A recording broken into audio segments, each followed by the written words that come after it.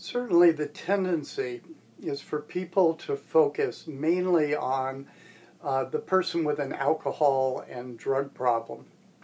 Those are the people who seem most in need and where traditionally treatment has focused. Not only AA and treatment facilities, but family and friends. And indeed, it is a very, very difficult problem that needs to be addressed. But it was late to the game that people really started to look at the damage to the individual family members who were dealing with somebody with alcohol or drug problems. And the spouse.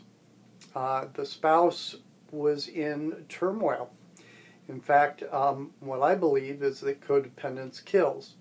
It is something that puts tremendous stress on the emotions and on the body, and people get physically and mentally and emotionally ill from dealing with somebody with alcohol and drug problems.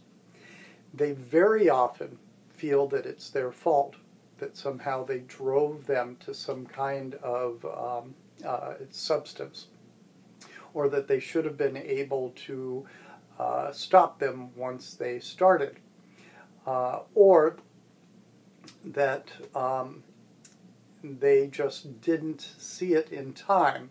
And if they did see it, they could have stopped it. They could have prevented it.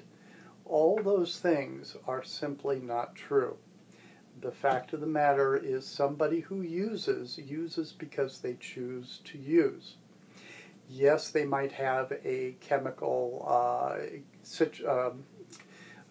condition that makes it more likely that they would use, and once they start experimenting, they're more likely to continue, or they have a genetic condition that makes them have primary alcoholism. But it's not the codependent that does it. And once the codependent knows that, then they can start to let themselves off the hook. But that's only part of the issue.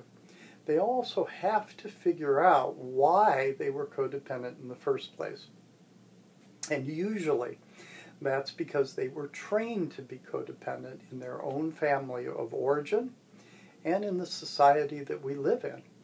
We're a society that believes that it's possible and thinks that we should save people.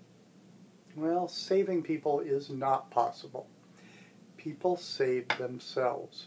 The very most we can do is be there in a timely fashion, hopefully care about them, say something that they might be willing to hear at any given time, but they just as equally well might decide that they're not going to hear it.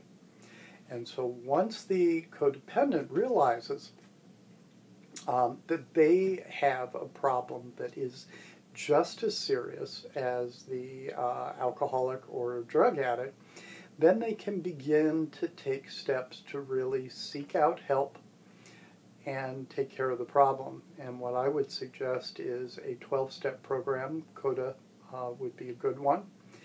And to see a therapist. I think it is really something that that needs intensive psychological therapy.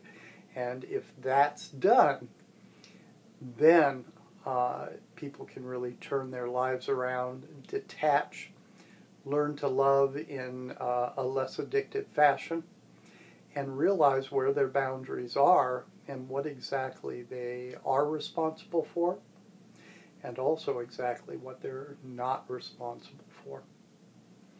I hope you enjoyed the video, and I really would suggest that that you build on it, do a little bit more reading, seek out help if any of the codependent characteristics seem to be shared with you. And thank you very much.